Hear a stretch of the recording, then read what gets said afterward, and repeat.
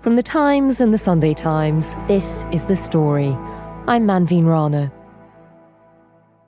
It was meant to be a speech building on the budget, setting out some of the government's plans to reform welfare.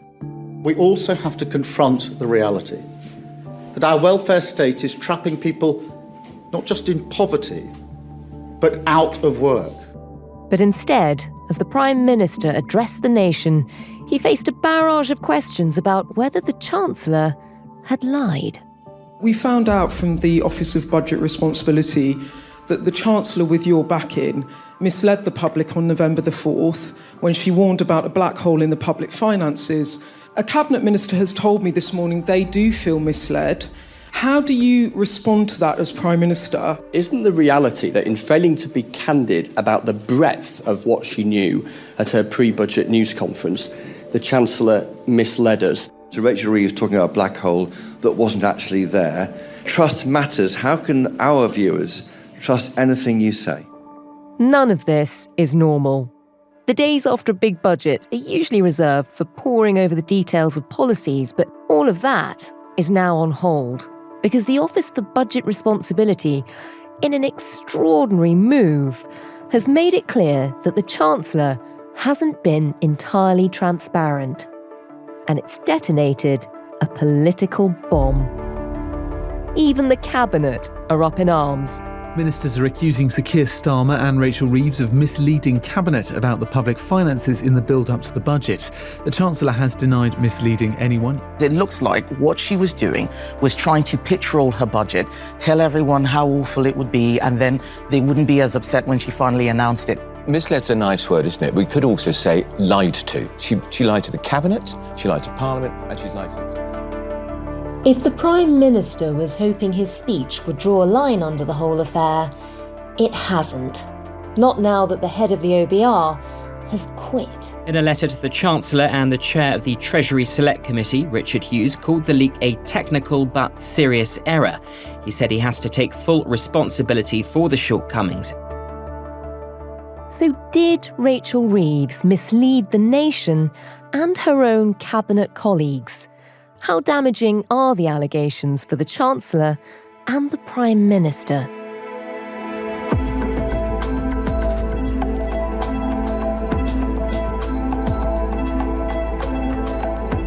The story today. Could the budget bring down Starmer?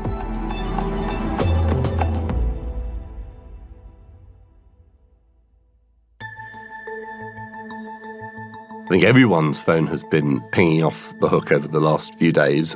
That's Oliver Wright, policy editor at The Times. You might remember him from an episode we did last month, dissecting Rachel Reeves's pre-budget speech, which warned the nation about the state of the public finances. I think it's fair to say that even very senior people within the government were blindsided by the OBR's letter, which came rather out of the blue at the end of last week, suggesting that Rachel Reeves didn't have quite the budget black hole that she might have had everyone believe in the run-up to it. We'll get into some of the detail around that in a moment. Before we do, though, we're talking on Monday. Keir Starmer has just been addressing the nation. How did that go? That was always the plan. You would have had Rachel Reeves deliver her budget last Wednesday, and then the plan was for Sir Keir Starmer to come out this week and try and set the agenda to sort of trumpet what this budget did, particularly removing children from poverty. That was the central measure of the budget. Giving our children the best start in life, unlocking their full potential, is so important to our country's future. And that is the purpose of this government in a nutshell. He also wanted to talk about the measures in the budget to help people with the cost of living. Freezing rail fares, freezing prescription charges, freezing fuel duty, slashing childcare costs, driving down mortgages, taking £150 off your energy bills, £300 for poorer households. Now, the problem for Starmer and the problem for Rachel Reeves is really this big reset moment has been overtaken by events and this pretty unseemly row over whether or not Rachel Reeves was honest with the public in the run-up to that budget and whether the sort of so-called black hole was as big as she claimed it was. And if it wasn't as big as she claimed it was there really the need to impose those kind of tax rises? And we'll get into, the argument about whether this was misleading the nation and the cabinet in a moment and get into just how we got here. Before we do, though, just how serious is this for the government and for Keir Starmer? I think it is serious for the government, and I think it is serious for Keir Starmer. Now, that is not the same thing as saying, we're going to have a Christmas leadership challenge or anything like that, but it is yet more evidence that this government isn't very good always at politics. They should have spotted this kind of thing coming, because even if we didn't know what the forecasts were, it was going to become absolutely apparent when the OBR published their final forecast that things weren't as bad as everyone had been suspecting. This was a mess that the government has got itself into that it didn't need to. It didn't need to do the briefings in the run-up to the budget in the same way in which it did. It didn't need to frame the budget in exactly the same way it did. And I think, it is yet another sign of a government that isn't really in full control of its own destiny. So take us back. You point out that a lot of this could have been avoided. You were one of the press pack who was being briefed in the run-up to the budget. Take us back to that moment, just to try and explore how this sort of misleading of the nation unfolded. What were people being told in the run-up to the budget? The first thing to say is spin in the run-up to the budget is something that is routine, that happens the whole time. Every government does it. It wouldn't be a budget without. It wouldn't be a budget without it. So let's ask the question, what is different about this time round?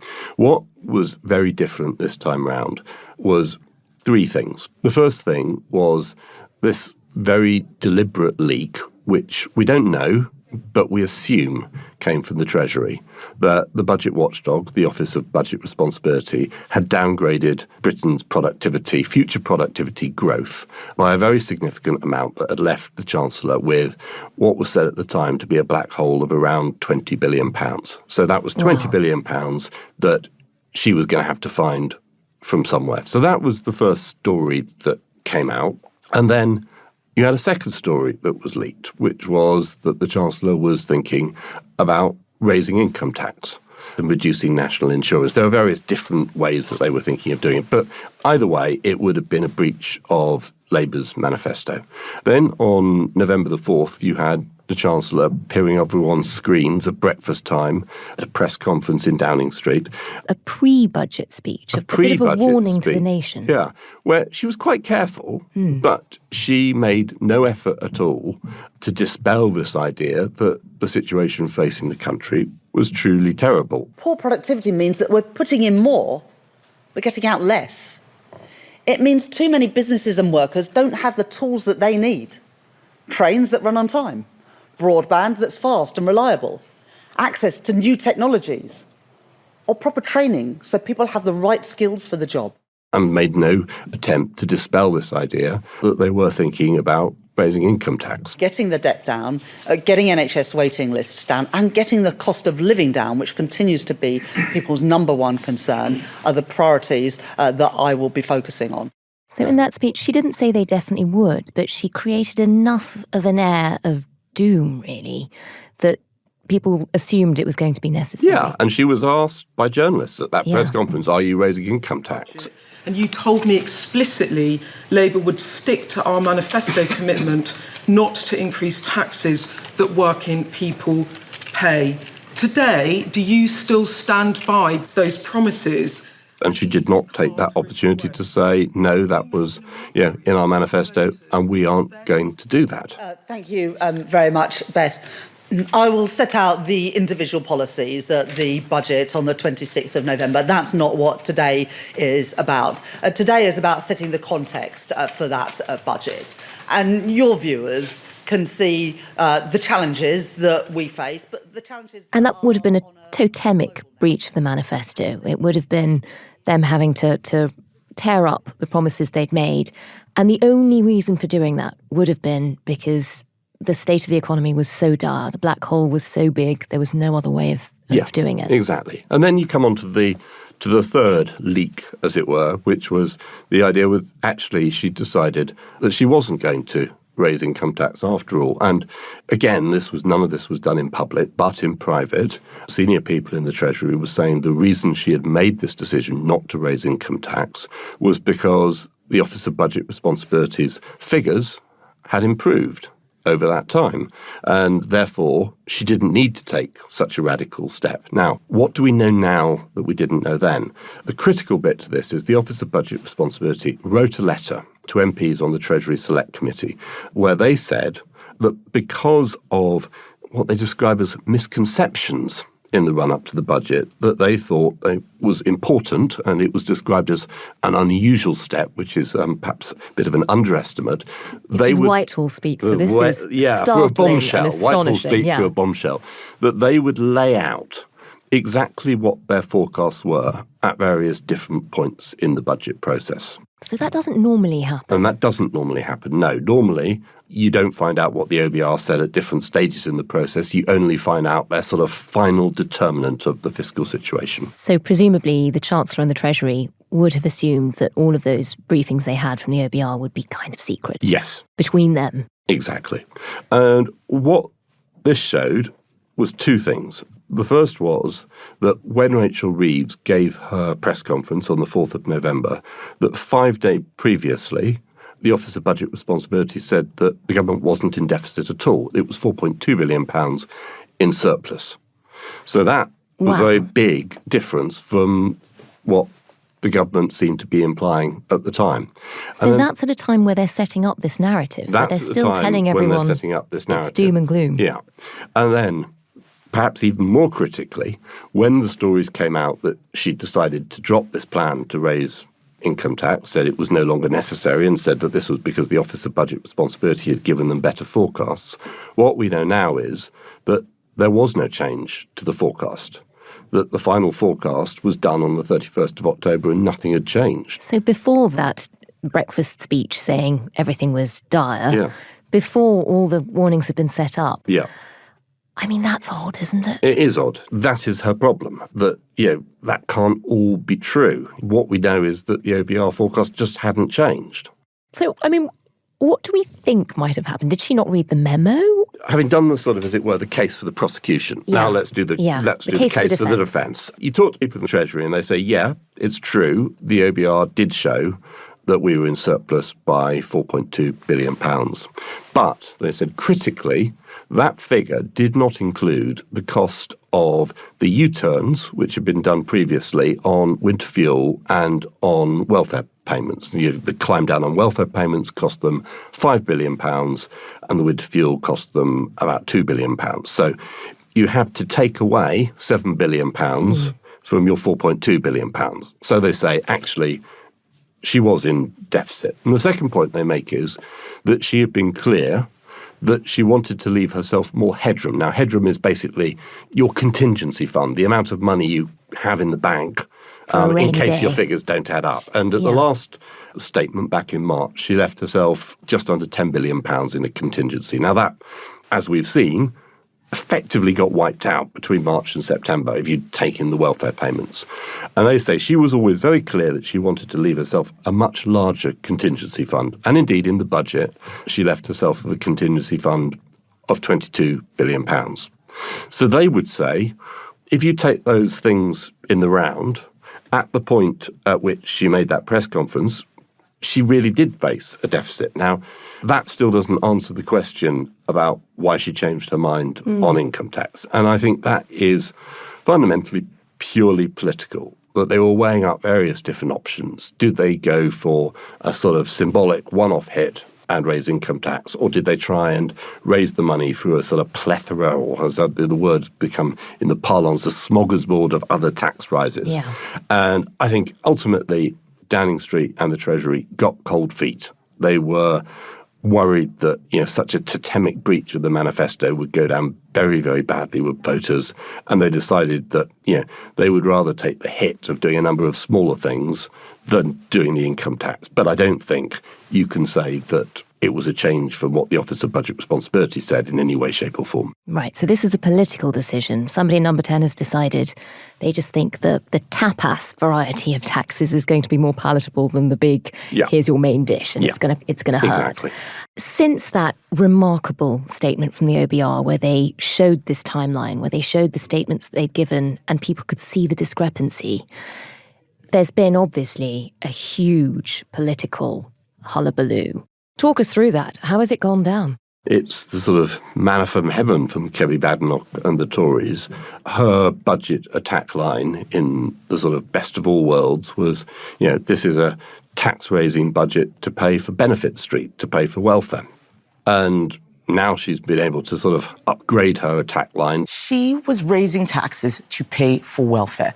The only thing that was unfunded was the welfare payments which she has made, and she's doing it on the backs of a lot of people out there who are working very hard and getting poorer. And because of that, I believe she should resign. You've got calls for Rachel Reeves to be investigated by the Independent Advisor on Ministerial Standards. You've got calls for a Financial Conduct Authority investigation as to whether this damaged markets. I think, in truth, those are all slight distractions. But, certainly opposition parties smell blood, and they're going to exploit this for all it's worth. It's understandable that all the other political parties smell blood, and they're really going for it.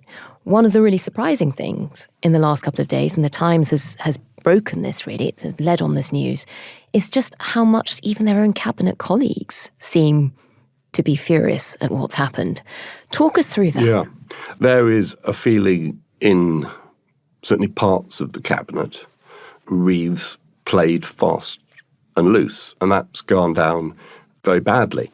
So that's partly the motivation, I think, for what's going on, that, cabinet ministers feel that they weren't being told the truth. And, I think they also feel that this is yet more sign of ineptitude at the very top of government. For them to be briefing this to journalists, to be saying how angry they were misled, does feel like they don't think the Chancellor will be in office for long. I think that's right. I also think that Starmer is not in a position where he can get rid of Rachel Reeves. I think they are tied together. It is their project. In the very early days of this budget, they made it very clear that this would be a joint operation between Number 10 and Number 11. So I don't think it's a case that Starmer can sort of disassociate himself from any of this.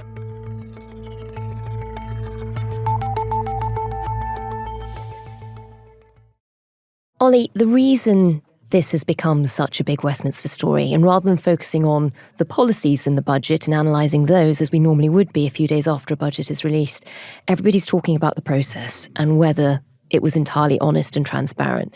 All of that's come about because of the intervention of the OBR, the Office for Budget Responsibility. Now, they've had an interesting week.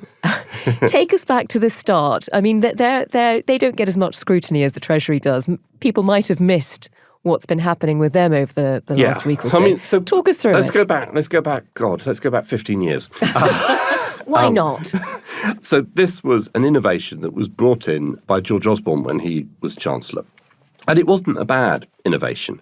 Before that, the Treasury basically did the job of the Office of Budget Responsibility. There was a bit of the Treasury that would make economic forecasts, and they would then go to the Chancellor and say, this is what we think is going to happen to the economy, so this is what we think you can do in terms of tax and spend and make the numbers add up. The argument was always that the Treasury basically did what the Chancellor wanted and would manipulate the numbers. So Osborne came in and he set up the Office of Budget Responsibility with the stated aim of making chancellors honest, that they would no longer be able to fiddle the figures. You'd have this independent body that would do the figures. The Treasury wouldn't be marking its own homework. And the Treasury would be, exactly. Now, that was fine, but, what's happened in certainly the last sort of 10 years is that the world has become much more complicated. Brexit, COVID, the war in Ukraine, and trying to predict what's going to happen 4 years out was always tricky, and it's become much, much trickier. So you've got this huge tension between the Treasury and the OBR. The Chancellor wants to do certain things. They want to spend money. They want to tax less. They want to do this. They want to do that. Yet they've got this sort of annoying, pesky body which is saying, well, actually, you can't do this because we think the economy isn't going to grow by that much. We think, actually, you're going to have to put up taxes. Go back to the mini-budget, famous mini-budget under Liz Truss, where she basically decided she would dispense with the services of the OBR. She wouldn't ask them to mark her homework. She was just going to do the homework and submit it to the public and hope it all turned out okay. And she tried to write them out of the process, sort of went behind their back. We know how well that worked. The biggest tax cuts in decades, most towards the rich, and bang, the British pound dropped like a stone to near parity with the US dollar, its lowest level ever.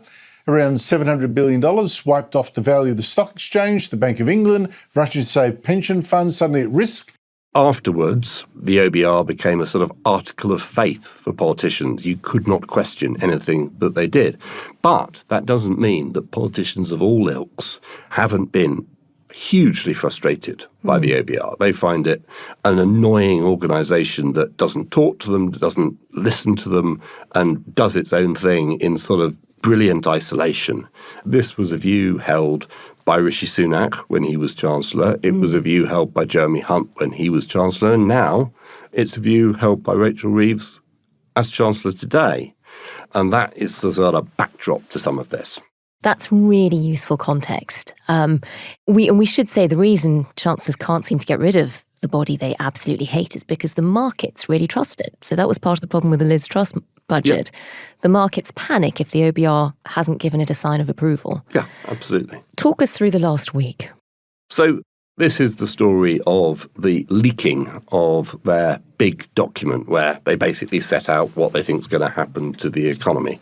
So Rachel Reeves was due to give her budget at just after 12:30 on Wednesday.